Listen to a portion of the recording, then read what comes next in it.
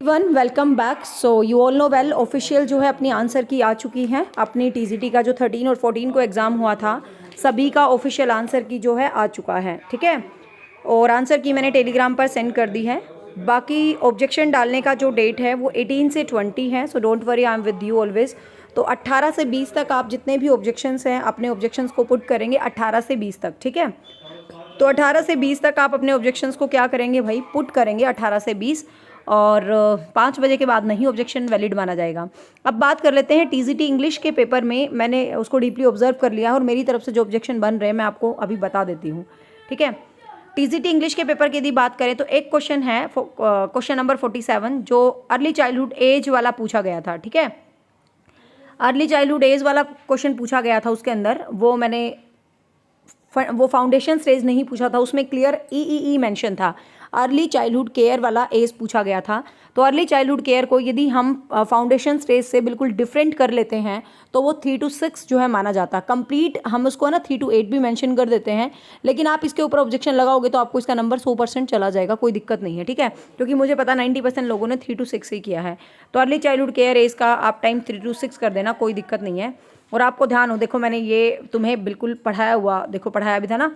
की टर्म है, जैसे प्रारंभिक बचपन है, फिर देखभाल शिक्षा है, 0 से 6 है, फिर यहाँ रैपिड ग्रोथ होगी, फिर 3 स्टेजेस में होगी, मतलब गर्भधान से जन्म, फिर जन्म से 3 और 3 से 6। तो ई का टाइम 3 to 6 ही जाएगा, ठीक है। वो FLN वगैरह है, आप शायद कंफ्यूज हो गए। फाउंडेशनल स्टेज है वो 3 to 8 वाली, 0 से 9 वाली, ठीक है। तो ई का टाइम आपको 3 to 6 ही करना है। तो आप इस क्वेश्चन के ऊपर ऑब्जेक्शन लगाएंगे, क्वेश्चन आपको जरूर आंसर इसका मिल जाएगा, ठीक है। हाँ, कभी कभी छोटे छोटे शहरों में बड़ी बड़ी गलतियाँ हो जाती हैं, मुझसे भी हुई हैं, I accept that, but final thing is that end is well all is well, जिसको बोलते हैं ना, अंत भला तो सब भला, if end is well all is well. और एंड में तुम्हारा 100% मेरे को सपोर्ट करना ताकि तुम्हारे नंबर बन जाए। अब एक इंग्लिश वाले पेपर पे चल पड़ते हैं भाई, एक मिनट, इंग्लिश वाले पेपर पे चल पड़ते हैं। इंग्लिश के सेक्शन में बात करें तो इंग्लिश के सेक्शन में मैंने बहुत डीपली इसको देख लिया है। इसमें ज़्यादा ऑब्जेक्शंस नहीं बन रहे हैं भाई, बिल्कुल भी। जो बच्चों को डाउट थे कि ऑब्जेक्शन बन रहे हैं, मैं आपको क्लियर कर देती हूँ कौन सा क्वेश्चन है जिसको आपको लग रहा है कि ऑब्जेक्शन बन रहा है, लेकिन उस पर किसी भी प्रकार का कोई भी ऑब्जेक्शन नहीं जा रहा है। एक बच्चे इस क्वेश्चन के ऊपर बोल रहे थे कि मैम ऑब्जेक्शन बन रहा है, ठीक है।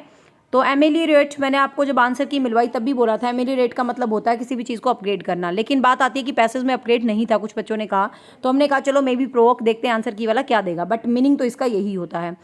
अब जब प्रोवोक को हम ध्यान से देखें तो प्रोवोक यहाँ पर अलग सेंस में यूज़ हुआ है, एमिली रेट वाली सेंस में यूज़ नहीं हुआ है। तो मे बी इसका आंसर ना मिले, ठीक है। अब आप खुद देख लेना, बट मेरे हिसाब से एमिली रेट का आंसर अपग्रेड ही जाएगा। तो ये चीज़, ठीक है, तो ये चीज़ आप अपने दिमाग में ध्यान रखें। फिर यहाँ पर ये ग्रू अप ही होगा, क्योंकि खुद से जब कुछ भी लिफ्टेड किया जाता है तब लिफ्टेड आता है। यहाँ पर तो बढ़ रहा है प्राइस, तो ग्रू अप ही होगा। ये 72 का बिल्कुल सही है, कोई ऑब्जेक्शन नहीं लगेगा। और यहाँ पर ये प्रेजेंट परफेक्ट टेंस ही है। उस दिन दिमाग इतना भयंकर चल रहा था तो किसको भी मैंने प्रेजेंट परफेक्ट कॉन्टिन्यूस पढ़ा, लेकिन ये प्रेजेंट परफेक्ट टेंस है तो 1 ही रहेगा इसका आंसर, कोई यहाँ पर गलती नहीं है। यहाँ पर एक ही ऑब्जेक्शन है जो मेरे हिसाब से बन रहा है, ये वाला देख लो भाई। ये क्वेश्चन है जो मेरे हिसाब से ऑब्जेक्शनेबल है, क्वेश्चन नंबर 81 आपका, ठीक है।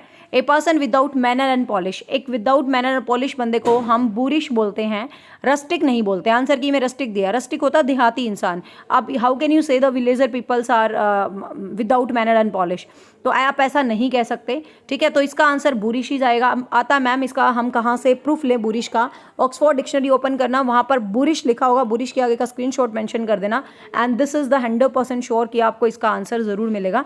इसका आंसर सी रहेगा, उनको ही मिलेगा जिसने सी उत्तर किया होगा, बाकी किसी को नहीं, ठीक है। तो मेरे हिसाब से 2 ही ऑब्जेक्शन बन रहे हैं टीचिंग एप्टीट्यूड और इंग्लिश के सेक्शन में, बाकी कोई भी ऑब्जेक्शन यहाँ पर नहीं बन रहा। वो स्फेयर ही जाएगा बॉडी वाला, क्योंकि देखो मतलब ठीक है, मैं बार बार उस चीज़ को रिपीट नहीं करूँगी, ना ही उस दिन के मूड को रिपीट करूँगी, ना ही उन बातों को, जो हो गया वो हो गया, उसको मैंने पानी पा दिया है।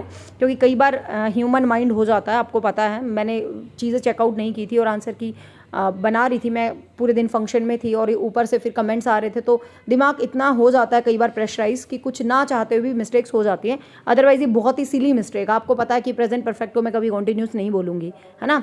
तो चीज़ें हो जाती हैं कभी कभी ऐसी, तो प्लीज़ आप इसे इग्नोर मारें। और मेरी तरफ से यही ऑब्जेक्शन मुझे लग रहे थे। आपको जो भी लग रहा है कि कोई और ऑब्जेक्शन बनेगा तो आप मुझे 9991037768 पर टेलीग्राम करें और मैं आपको जो भी मैक्सिमम होगा प्रोवाइड कर दूंगा, बट मेरे हिसाब से यही ऑब्जेक्शन बन रहे थे। So thank you, bye bye, take care.